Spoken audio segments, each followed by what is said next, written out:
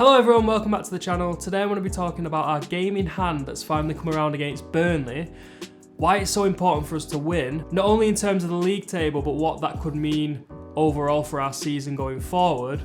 But first I think it's important to talk about Watford and the game that we had, because I didn't review the game against Watford. A few standout performances. Henderson got a clean sheet, which is great. What more can you ask for your keeper? Made a couple of saves. Tuanzebe had a really good game.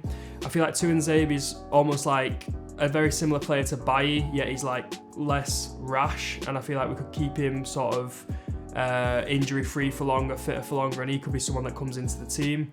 Donny van der Beek, I think he had a really good game as well. Well, he didn't have a really good game, he had a good game, let's not get carried away with ourselves, but I think consistently Donny van der Beek looks like he's at least going to do something when he's on the pitch. Something I'd like to talk about is Donny van der Beek and Scott McTominay. There's this weird thing going on that I don't really understand. Like, first of all, I don't think that they're the same sort of player. I feel like Donny van der Beek is more versatile. Nothing knocking McTominay, it's just that Ajax academy. I feel like Van der Beek can play in a lot of different positions, but there's almost sort of this head-to-head battle going on with McTominay and Van der Beek, which is a little bit weird, that's come up out of nowhere, it seems. They're two completely different players. It's not as if they're like sort of come through the academy, they're both the same age, height. Like, it's just a weird like comparison that seems to be going on with these two players. And it seems like fans can't just be happy that they're both like doing well at the minute. I think McTominay getting the armband, and he got that goal and he stepped up. Regardless of how you think he performed in the game, he got us the winning goal, which is the minimum you can say about McTominay. There's no need to put these two players, sort of against each other. I think the benefit that McTominay's seeing is a lot more game time, whereas Donny van der Beek isn't seeing as much game time as maybe he would have liked to have. So I think the argument maybe is coming from the fact that people think that Donny van der Beek deserves the playing time that maybe McTominay is getting, and maybe that's where they're sort of, well, how is McTominay playing so much when a player that's better in Donny van der Beek isn't playing as much, which is probably the argument. Now, I think there's a couple of reasons. I think the manager fancies Donny van der Beek in a more forward role, in a more attacking role, which is kind of why McTominay is sort of playing there. And I also think that Solskjaer is a bit of a sucker for the history of the club, as are we all to a certain extent. And I feel like Solskjaer's probably looking at it at the academy players, the class of '92, and he's looking at the idea of bringing the youth through, leading the youth through, and I feel like he feels that's more important, along with him feeling like Donny van der Beek's a more attacking player, and that's sort of where he sees him going in the future. He's not taking Bruno's position for one, and he's also not taking Rashford's position.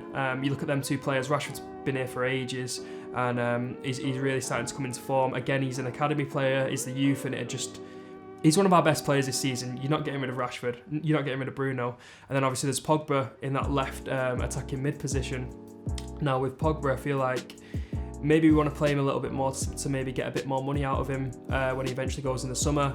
Or maybe we're trying to tell him, look, you will get the game time if you stay. So maybe that's why we're seeing a lot of Pogba. But before Pogba was playing, we sort of saw Greenwood on the right, Rashford on the left. So it was almost like a kind of a swap Greenwood for Pogba at the minute. Greenwood's not doing too well. So even then, Donny van der Beek wasn't really, up in the pecking order. But then again, Greenwood, another academy player, Solskjaer fancies them academy players, and I actually quite like that as a rationale behind why he's picking them players. If you can play academy players, I feel like it appeases the fans a lot. It's like a double-edged sword almost, like you're looking at the academy players and you're saying, let's not play the academy players, let's play these players that we're buying in.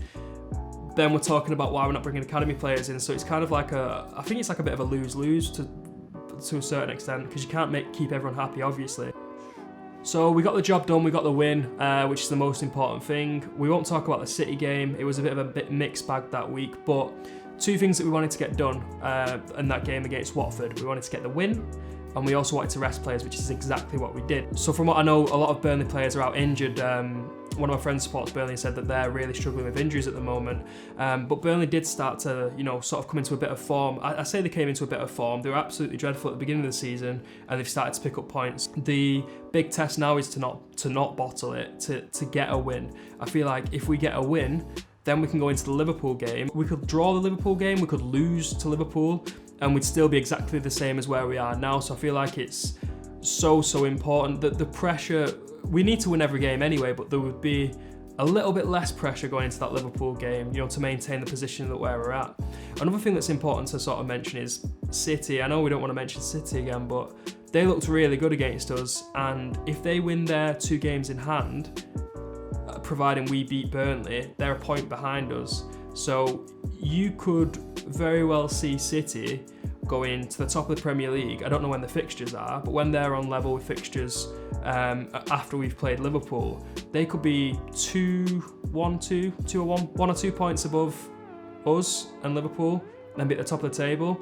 I feel like our attention's on Liverpool at the minute, and you've got City coming in from behind, pulling the rug from under us, and they might go top of the Premier League. So yeah, we really need to beat Burnley at the end of the day to keep the momentum going and sort of keep City at bay a little bit. So the team I go for is David De Gea in net. I feel like it's important to get David De Gea back in the team. Yeah, Henderson got a clean sheet against Watford, but De Gea in my eyes is a better keeper. Henderson's time will come, De Gea goes in net. So I feel like the fullback should go for Aaron Wan-Bissaka and Luke Shaw. I feel like Aaron Wan-Bissaka his positioning, again, I keep going on about his positioning being a little bit off, but I feel like he just needs to keep playing and get that out of his system and learn to sort of...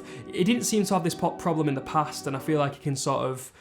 Maybe he's a bit tired, maybe he just needs to keep playing, maybe he's in a bit of bad form, maybe he just needs to switch on a bit more. I think he needs to keep playing, and eventually he'll get back to where he needs to be. Shaw, I feel like Shaw is one of the most solid players we've had this season. I think defenders don't often get the praises, especially not fullbacks, when it comes to the players that you're looking at playing well. But I feel like Shaw's been one of the best players this season when he's played, and I think he needs to stay in the team. So the centre-back pairing I see being played is Maguire and Lindelof. See, the problem is Maguire always needs to start because he's the captain. So you're looking at, it's not a case of the 2 different players that you're switching, it's a case of Maguire's in, and who do you put next to Maguire now? If I were to give you 3 defenders, Lindelof, Bailly and Tuanzebe, I think Lindelof would be last on the list, yet I can see him playing a lot more than Bailly and Tuanzebe. It's a tricky one though, because Bailly looks so good with Maguire that you'd assume that they kind of keep that going. But I feel like with Bailly's injury record, you're only going to see him sort of being on the bench and being used as like a backup, which is what we saw when Lindelof got injured or sick. I don't know what was wrong with Lindelof, but I think he was just injured. Did he have coronavirus? I don't know. But that's sort of what you'll see from Bailly when Lindelof isn't playing, Bailly comes into the team. Now, Tuanzebe, I think he was a bit hot and cold, which is what you'll see with a lot of players that don't sort of get a run in the team. Tuanzebe played really well against PSG. It might have been in a back... I don't think it was in a back 5. It could have been in a back 5, but he did really, really well. And I think he got a couple of games after that. He didn't play the game after, I don't think, but he played the game after that, if that makes sense. And he was a bit cold. He didn't play as well. And I feel like that just happens to players when they don't get a run of games in the team. I remember when Fred was the biggest flop in the world because whenever he came on, he didn't look great. And then give him a run of games. I think he had like 10 games in a row at some point, and then he just started to be the Fred that we sort of thought that we'd signed.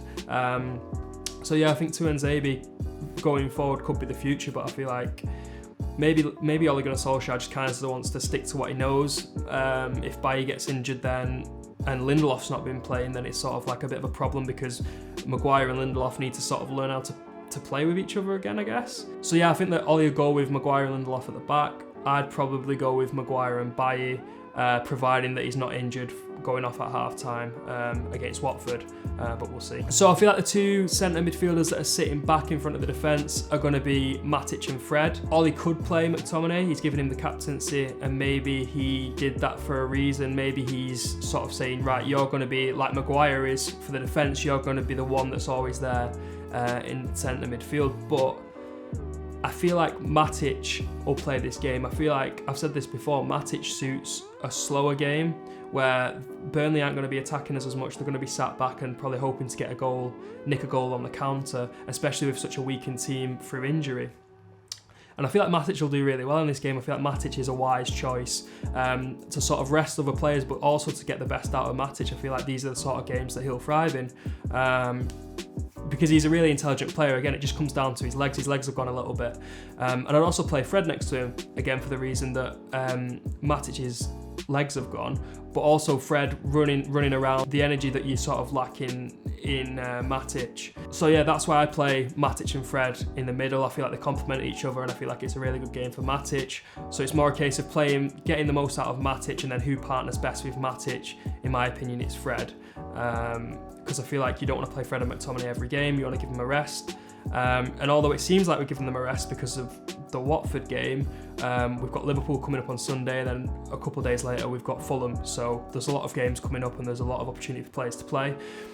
Ideally though, I would like to see Van der Beek and maybe Matic, Van der Beek and maybe Fred. I think it'd be nice to see Van der Beek come into this game, because I feel like Van der Beek, with Burnley sitting back, would have the opportunity to push forward a little bit, string some passes together. Matic would sit back and allow Van der Beek to go forward. You'd have more license to go forward in that position, and I feel like that would suit Van der Beek. This, in my opinion, would be the perfect game to play Van der Beek in that position, and I feel like it'd be the game that you see the best out of him. But it's my predicted 11, not like what I do, and I just see that Matic and Fred, because Ole doesn't seem to fancy Van der Beek apart from the cup games. So yeah, Matic and Fred are going in the middle for me. So then if we're playing 4-2-3-1, I'd play in front of the two holding midfielders. I'd play Rashford on the right, Bruno in the centre, and Pogba on the left. I feel like Rashford and Bruno are very self-explanatory. I feel like they're two of the best players attacking-wise in the team at the moment, and their positions are kind of just there now. I feel like Rashford sort of always plays, but he might play on the left depending on if Greenwood's playing. But apart from that, he's sort of doing us a favour and filling in for that position at the moment, because we really need to sign another winger. I know we've got Diallo coming in, but I don't think he's guaranteed to come in straight away at least and do a job. I feel like we won't sign a winger because Rashford can do a job there, like I say, but it'd be nice to sort of see Rashford go back out on the left where he's better, in my opinion, because he can come in and shoot on his right foot. But I think Pogba's a really good player to play on the left. Again, you could play Donny van der Beek there. You could play him, like I said before, holding in centre midfield. But I feel like if you're going to play Pogba on the left, I feel like him and Bruno linking up again. If the defence are going to be sat back again, you need the intelligence of Pogba and Bruno playing them balls over, and the strength of Pogba as well, because Burnley are going to be quite a physical team, and I feel like that's important to have, a big strong player that can sort of battle these Burnley players. So finally up front, I'd go Cavani. I know a few people might be thinking we'll just sort of ease him back into it. He can be a little bit injury prone as he's getting older into his later career. He was a little bit injury prone at PSG. But I feel like it's important to get Cavani back into the team, especially against Burnley, who are going to be sat back. I feel like Martial might struggle. Cavani will be able to get in behind Pogba and Bruno playing them balls over the top. I feel like if you want to get in behind with pace, Rashford's enough with that. We've already got that option with Rashford.